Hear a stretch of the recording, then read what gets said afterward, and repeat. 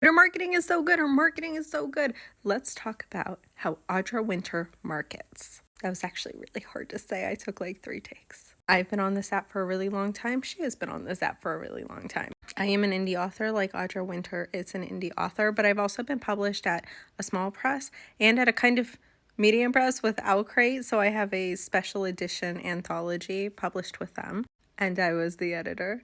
So I do know some things about marketing on the internet because I actually got that gig because we met from TikTok. All of that to say that I recognize some of the things she does and some of the things that I do, but her platform just shut off. And I wanted to take a look at some of the things she did in the beginning and talk about it with you. So here's a look at her profile from her earliest videos. I want to tell you right now that I don't know if she deleted things that came before these videos. I tried to see if there was any evidence of it, like people who were messaging in her comments as if they had conversations before, but I can't tell. So we're just going to look at these first 4 videos and talk about what I think she did well here. These first 4 videos are very different from a lot of the things she's posted recently because she is not featured in this video. Not in her voice and not by her face. In most of her recent videos have her in the video. If you look at the numbers, the videos look like they hit pretty big immediately. And that's pretty key when you first get on TikTok. You want your first videos to do really well. I didn't know that when I first came on. I was posting silly little family thing. And so I never got that first initial boost they used to say that TikTok would do. Now, I don't know if TikTok does that anymore with new people, give you a boost on your first videos, but her certainly have an okay amount of views. Now, obviously, I'm looking at these 4 videos as a whole because she put them in parts, and that's pretty important because it let the viewer know that they should come back for more. It also let TikTok, the algorithm, know that there would be more and to hopefully push it back out to the same people if it did well the first time, which it did. But one of the things that she did in these videos is she capitalized on something that most people identify with, which is the zodiac signs. People are like, I'm a Taurus, I'm a Libra, I'm a Virgo. I don't know why I made that face when I said Virgo. You're lovely. So number 1, she tapped into something in her book that people find relatable. Everyone knows something about the zodiacs, even if they're not that into it. And that is something that people can get on board with. And that's not to say you can't talk about the unique things too, but you want to tap into the most amount of people. You need to find that thing that's universal. I hate to talk about aesthetics because trends come and go, but I guess I will talk about these. 1, she starts with a map that seems to be, in the first video, it says conviction words. So I know that that's from her original content. Her artists are making that. The rest of these are photos that look like they come from Pinterest, and they're just that Pinterest vibe, all in the same shades of color, matching this unique name that she's got here that creates some interest. Do I think these videos could do well today? Sometimes. I don't think they mostly do well today though. So like I wouldn't tell you go make one of these flip image aesthetic videos. They hit and miss. And so you might make this exact same kind of vibe with a very relatable topic and it might not work. And then again, it might. I want you to remember that these videos were made in 2021 and they just did do a lot better back then than I would think they do now. So I'm not necessarily recommending that, but I am recommending some of the basic principles here. Talk about a very relatable thing. She talked about the zodiac. Show some original things. She showed the original map.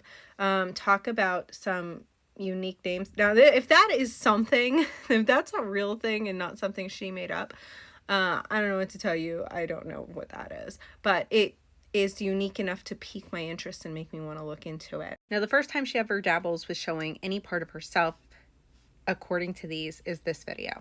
And it did get a huge boost from about the 10s to 90s. I don't think I did a screen recording of this video, but it's just a voiceover. And it's not even like, oh, she's got a good narrator voice. She just sounds like her. And again, she talks about zodiacs and magic. She talks about, here are the signs of her main character. So people get to see, oh, am I like her main character? She talks about how long she's been working on this project. Remember, it's 2021, so it says 6 years because it had been for her. I know her pitch now is 10 years, but that's obviously math time. And here she is bringing some relatability from herself, from why she created this. She needed a place to escape. And isn't that like a something that most readers can relate to. And again, it's just a series of images that are pretty, right? They're pretty images, but it's the hook that pulls you in, because otherwise you swipe right past. The very next thing she did was she tested putting herself in a video, and it did super well, and I think it really informed how she did videos from then on.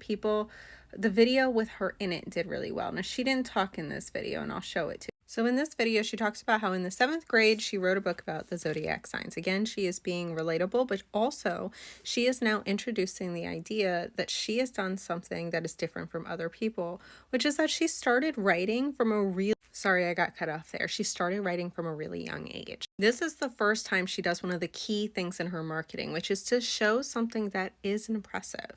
Starting to write from that young age is impressive. Something that she has shown a lot of love for and a lot of passion for, and people can get behind that. How many people can say that they love the same thing that they loved back in the 7th grade? Not that many, but to her audience, to the people who've like maybe loved Pokemon since the 7th grade, maybe loved Legend of Zelda since the 7th grade, like, it's still relatable. Do you see what I mean? Like, was it all a good idea? Maybe, like, in the end, perhaps not, because we're seeing the execution, but like, this is part of something that people can get behind. She is relatable. So she's realized that putting a video up with herself has done a good job.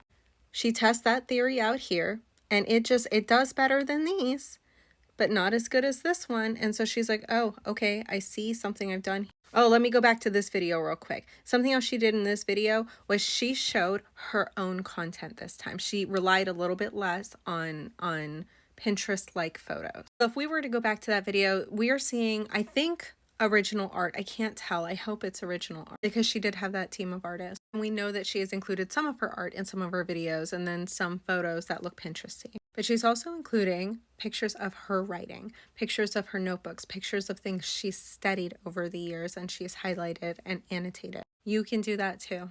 I know what you're probably thinking. You're like, but people will then see what I wrote. Yeah, they will. She showed an honest part of her. At any moment, someone could have paused the video. Yeah, I flipped through really quick.